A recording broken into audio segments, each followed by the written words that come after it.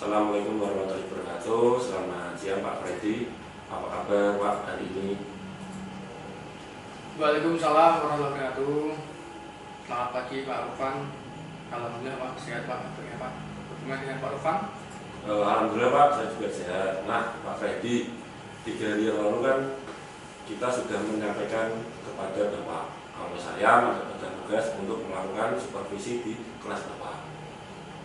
Nah untuk supervisi akademik ini ada 3 tahapan juga yang kita lalui. Yang pertama adalah tahapan observasi, yang kedua observasi, dan yang ketiga adalah tahapan pasca observasi. Nah siang hari ini kita melaksanakan tahapan pra observasi, di mana harapan kita sama-sama di siang hari ini kita dapat berdiskusi dan bertukar pikiran terkait dengan kesiapan Bapak untuk melaksanakan supervisi, dan juga agar pelaksanaan supervisi Bapak nantinya berjalan dengan lancar, tidak ada hambatan, dan juga untuk meningkatkan kemampuan Bapak dalam akademik, pengetahuan, serta pengalaman Bapak dalam proses pembelajaran.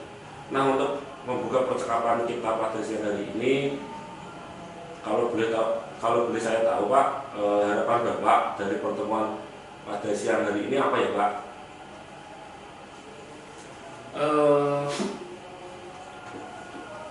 Alhamdulillah Pak, saya hari ini senang sekali bisa berbicara sama dengan Bapak.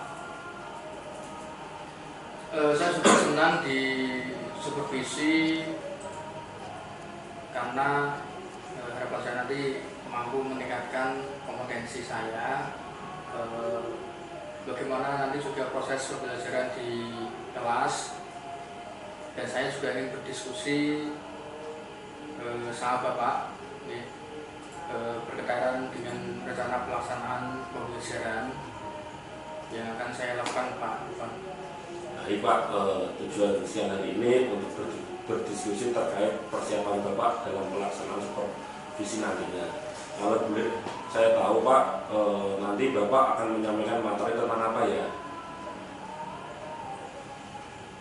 Nanti kami Pak, kami nanti di kelas akan membahas berkaitan dengan manfaat memahami IQ, SQ, dan SQ Pak, IQ dan SQ kepada anak-anak Pak.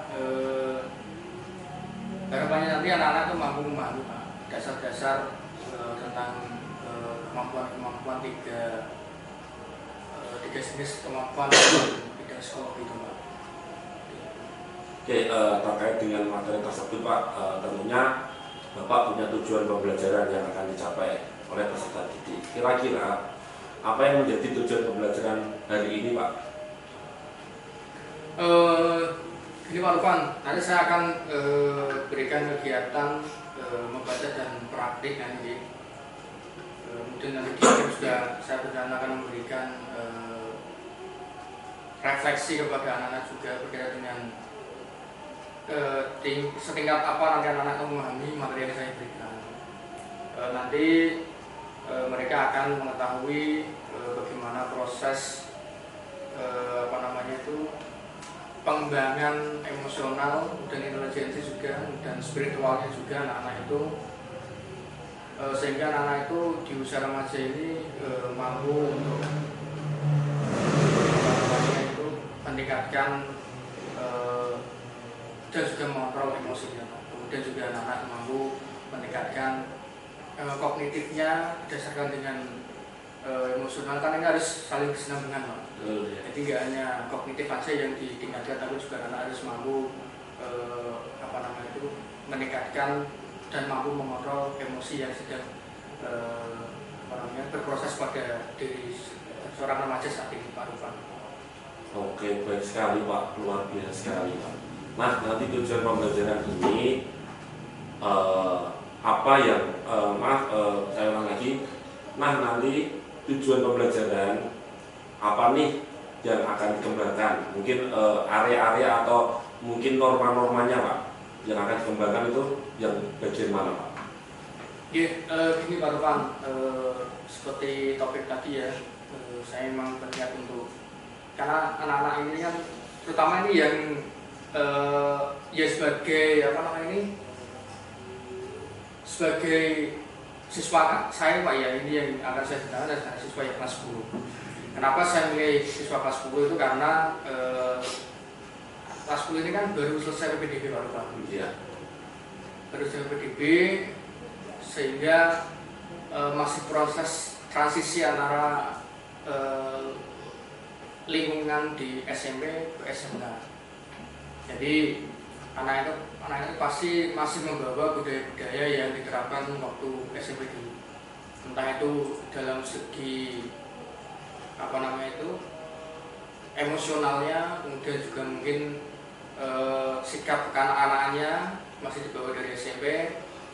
Karena anak-anak itu kan masih masa-masanya kalau mereka katakan masih proses mencari jati diri baru Pak.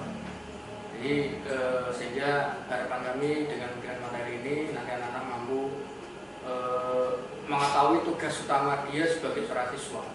Sehingga harapan kami nanti anak-anak ini mampu matang secara psikologis, sehingga biarpun anak itu masih transisi dari anak-anak ke remaja, kami harapkan nanti ya anak-anak itu mampu untuk menjaga sikap kemudian emosionalnya, karena kan anak-anak kita pasti kan banyak yang berkarakter Pak.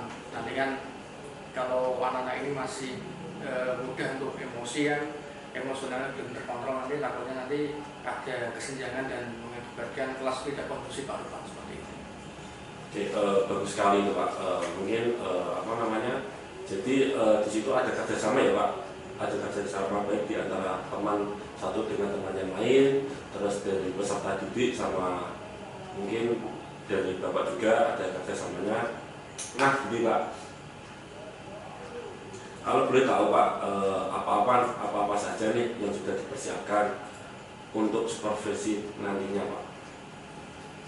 Baik Pak Rupan, yang pertama memang saya sudah menyiapkan mobil ajar Pak Rupan, mobil ajar dilengkapi dengan RPL, kalau belum apa namanya RPP Pak Rupan. Tapi karena saya guru BK, saya menggunakan RPL, rencana pelaksanaan layanan.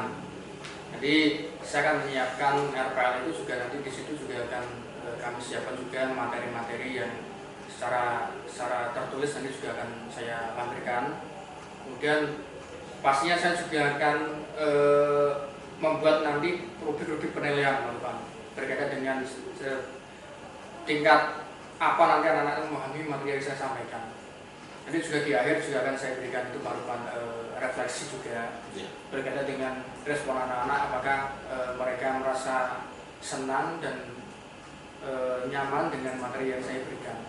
Karena kan juga nanti di akhir harapan kami kan memang anak-anak ini mampu untuk mendewasakan diri secara psikologis juga Pak. Kemudian saya juga nanti akan menyiapkan PowerPoint Pak Rupan. PowerPoint juga nanti saya juga akan menanyakan video juga, video karena anak-anak ini kan kita tahu sendiri Pak Rupan, ada tiga jenis gaya belajar siswa. Ada yang auditori, ada yang visual, ada yang kinestetik. Jadi harapan saya nanti kalau ada video ini juga anak-anak yang dominannya nanti di audio visual bisa juga mendengarkan suara nanti yang dari video. Kemudian juga nanti anak-anak yang di visual nanti juga akan bisa melihat gambar-gambar nanti yang berada di video itu. Jadi nanti dapat mencakup untuk semua jenis gaya belajar anak-anak itu Pak. Oke Pak, alhamdulillah ya Pak. Nah kalau boleh tahu nih Pak, strategi apa yang Bapak gunakan di MPP yang untuk pembelajaran besok Pak? Pastinya kan sebelum mengajar itu kan tadi yang dibilang Bapak itu kan menyiapkan modul ajar atau RPL ya Pak. Itu mungkin strategi apa yang bisa Bapak gunakan untuk pembelajaran besok Pak? Baik Pak Rupan, strategi saya yang lakukan nanti ya pastinya saya akan mengajak anak-anak nanti berkolaborasi. Kemudian anak-anak ini kami berikan kesempatan untuk mampu mengekspresikan apa yang sebenarnya ingin mereka ekspresikan, sehingga jangan sampai anak ini merasa ada suatu halangan sehingga anak ini tidak mampu untuk mengekspresikan dirinya. dengan adanya materi ini kami harapkan nanti anak-anak juga berani untuk mengungkapkan pendapat dengan dengan harapan nanti juga di samping anak itu berpendapat dengan baik, kami harapkan juga nanti anak-anak itu tidak hanya sekedar memberikan pendapat kemudian berdiskusi, tapi anak juga dilatih untuk berani mengekspresikan jiwanya Pak. Jadi harapan kami nanti ya anak itu ada proses pendidikan karakter dengan teman-teman yang lain. Karena kan melalui metode diskusi ini anak-anak itu pasti akan mengetahui karakter satu dari yang lainnya. Sehingga dari situ anak-anak akan memahami, oh ternyata si A, si B ini seperti ini karakternya dari diskusi kelompok itu. Kemudian dari situ nanti anak itu akan saling memahami, dan dari situ nanti anak akan saling menjaga perasaan temannya Pak, seperti itu. Oke, bagus sekali itu Pak. Nah ini Pak, besok Selasa kan Pak Freddy ada supervisi di kelas nih.